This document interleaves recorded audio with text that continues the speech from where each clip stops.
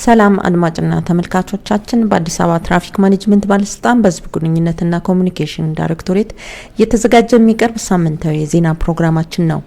በቅድሚያ አርዕስተ ዜናዎቹን የ2017 በጀት ዓመት የ9 ወራት እቅድ አፈጻጸም ሪፖርት ላይ ውይይት ተካሄደ።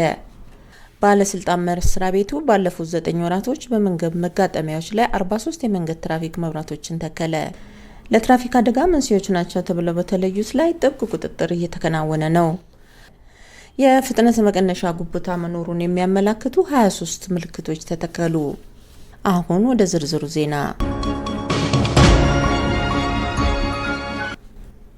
የአዲስ አበባ ትራፊክ ማኔጅመንት ባለስልጣን የበላይ አመራሮች የ9 ወራት የእቅድ አፈጻጸም ሪፖርትና በቀጣይ ስራ አቅጣጫዎች ላይ ከማዕከል ሰራተኞች ጋር ሰሞኑን ተወያይተዋል። በውይይቱ ላይ እቅድና በጀት ክፍል ግምገማዊ ባለሙያ ወይዘሮ ቤቴልሄም ዮሴፍና የአገልግሎት አሰጣጥ ክትትልና ድጋፍ ምዘና ዳይሬክቶሬት ዳይሬክተር አቶ ጎይቶም አስፋፍ የሪፖርቱንና የእቅድ የውይይት መነሻ ሰነዶችን አቅርበዋል።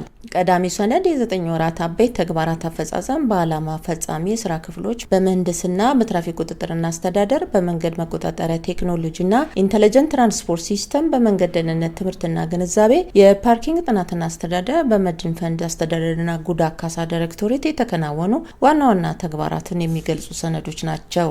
በቀጣይ ስራ አቅጣጫ ላይም ሁሉም የስራ ክፍል በማጠቃለያ ምዕራፍ ትኩረት አድርጎ የሚተገብራቸው የተቋም ግንባታና በቴክኖሎጂ በመታገዝ ሰፊ ቁጥጥር ተግባራትን ማከናወን፣ የኢንጂነሪንግና ኦፕሬሽን ስራዎችን በተናበበ መልኩ መተግበር የሚሉና ሌሎችም ስራዎች በፈጣን ምላሽ አምጪ እቅዶች ቀርበዋል። በውይይቱ ላይም የማዕከሉ ሰራተኞች ጥያቄና ገንቢ አስተያየቶችን የሰጡ ሲሆን የማጠቃለያ ምዕራፍ ላይ የተጠቀሰው መደበኛና የቀሪ 3 ወራት ስራዎችን በትኩረትና በትጋት ለመስራት ስምምነት ላይም ደርሰዋል። የአዲስ አበባ ትራፊክ ማኔጅመንት ባለስልጣን ዋና ዳይሬክተር አቶ ክበቦ ሚደቅሳ በውይይቱ ማጠቃለያ ላይ እንደገለጹት የ9 ወራት የተግባር ክንውን ከእቅድ አንጻርም ሆነ ካለፈው ዓመት ተመሳሳይ ወቅት ጋር ሲነጻጸር የተሻለ ነው። ይሁንና የተሻለ ውጤት አምጥተናል ብለን የምንኩራራበት ሳይሆን በበጀት ዓመቱ መጨረሻ ቀዳሚ ለመሆን ማስፈንጠሪያችን ነው ያሉት ዋና ዳይሬክተሩ በተገኘው ውጤት ሳንኩራራ ከመቼውም ጊዜ በበለጠ ሌት ተቀን መስራት ከእያንዳንዱ ባለሙያና የስራ መሪ እንደሚጠበቅ አስገንዝበዋል።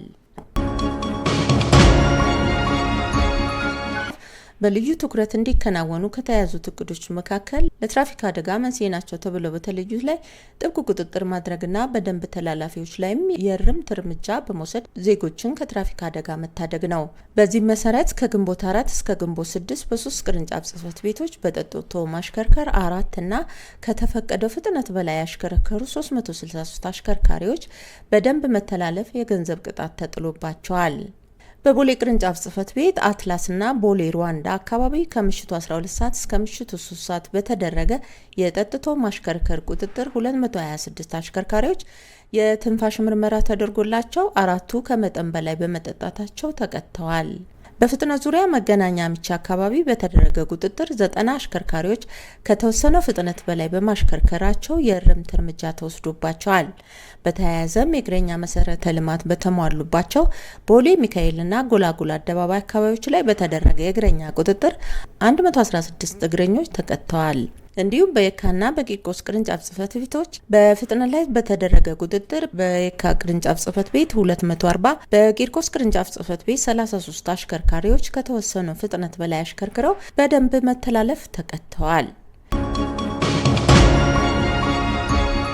ደንብ ተላላፊ አሽከርካሪ ክፍያውን ለመፈጸም ምን ማድረግ አለበት? አጭር ማብራሪያ ከባለሙያው ተከታትለን እንመለስ። አንድ አሽከርካሪ አንድ የትራፊክ ተቆጣጣሪ ይዞት የአንድ ቅጣት ከቀጣው በኋላ እንዴት ይከፍላል የሚለውን በደንብ ለመግለጽ ያክል የመጀመሪያው በንግድ ባንክ አማራጮች ነው። በሲቢኢ ብር ቀጥታ የትራፊክ ቫዮሌሽን ቲኬት ፔመንት የሚላለ በዛ ተጠቅሞ ያችን ቪቲ ብሎ የሚጀምረውን ቁጥር መክፈል ይችላል። ሁለተኛው ደግሞ በሞባይል ባንኪንግ ላይ ስንሄድ ደግሞ ገቨርንመንት ሰርቪስ የሚላለ ወይም መንግስታዊ አገልግሎት የሚለው ነው። ከዛ እዛ ውስጥ ስንገባ ታክስ ኤንድ ገቨርንመንት ሰርቪስ የሚላለ። በመቀጠልም ሁለተኛ አማራጭ ላይ ያለው የትራፊክ ቫዮሌሽን ፔመንት የሚላለ። ስለዚህ እዛ ላይ ሙሉ ቁጥሩን የተላከልንን ቁጥር ቪቲ ብሎ ያለውን ቁጥር በትክክል አስገብተን የራሳችን መሆኑን አይተን መክፈል ይኖርብናል ማለት ነው። ሌላው ደግሞ ድራይቨር አፕ በመጠቀምም የትራፊክ ቅጣት መክፈል ይቻላል። ድራይቨር አፑ ላይ የሚደርሰን ቴክስት እዛ ላይ ሙሉ ዲስፕሌይ ይደረግልናል ወይም ደግሞ እዛ ላይ ያሳየናል። ስለዚህ ያን ቅጣቱን አንፔድ የሚለውን አንዴ ክሊክ ስናደርገው ወደ ቴሌብር መክፈያ ይወስድናል ማለት ነው። ስለዚህ በቀላሉ በእነዚህ 4 አማራጮች መክፈል እንችላለን ማለት ነው። የአዲስ አበባ ትራፊክ ማኔጅመንት ባለስልጣን የመንገድ ደህንነት ምህንድስና ዳይሬክቶሬት በከተማዋ ባሉ የመንገድ መጋጠሚያዎች ላይ 43 የመንገድ ትራፊክ መብራት ተከላዎችን አከናውነዋል። የመንገድ ደህንነት ምህንድስና ዳይሬክቶሬት ዳይሬክተር ኢንጂነር መርጋ ሰፈራ እንደገለጹት ባለስልጣን መስሪያ ቤቱ በአዋጅ በተሰጠው ስልጣንና ተግባር መሰረት የመንገድ አጠቃቀምን የመወሰን፣ የማሳወቅ፣ የማሻሻል፣ የመተግበርና የመቆጣጠር ኃላፊነቱን እየተወጣ ይገኛል። በዚህ መሰረት ተቋሙ በበጀት ዓመቱ 9 ወራት በከተማዋ የሚስተዋሉ የመንገድ ትራፊክ ፍሰትና ደህንነት ችግሮችን ለመቅረፍ ከሚያከናውናቸው ተግባራት መካከል የትራፊክ መጨናነቅ ያሉባቸው መጋጠሚያዎችና ለመንገድ ተጠቃሚውም የትራፊክ አደጋ ስጋት ባሉባቸው ቦታዎች በጥናት በመለየት የመንገድ ትራፊክ መብራቶች መተከላቸውን ኢንጂነር መርጋ ተናግረዋል። የትራፊክ መብራት ከተተከለባቸው መጋጠሚያዎች መካከል ሳሌተ ምሕረት አደባባይ፣ አፍሪካ ህብረት፣ ካሳንቺስ አካባቢ፣ አልማዝዬ ሜዳ፣ ደጎል አደባባይ፣ እንሪኮ አካባቢና ሳሪስ 58 እንደሚገኙበትም ገልጸዋል። የመንገድ ትራፊክ የመብራት ተከላ ስራዎች ከተከናወኑ በኋላ ቀደም ሲል በአካባቢዎቹ ይፈጠሩ የነበረውን የትራፊክ መጨናነቅ ችግር የፈቱና ለአሽከርካሪዎችም ሆነ ለእግረኞች ምቹ እንቅስቃሴ መፈጠኑ ኢንጂነር መርጋ አስረድተዋል።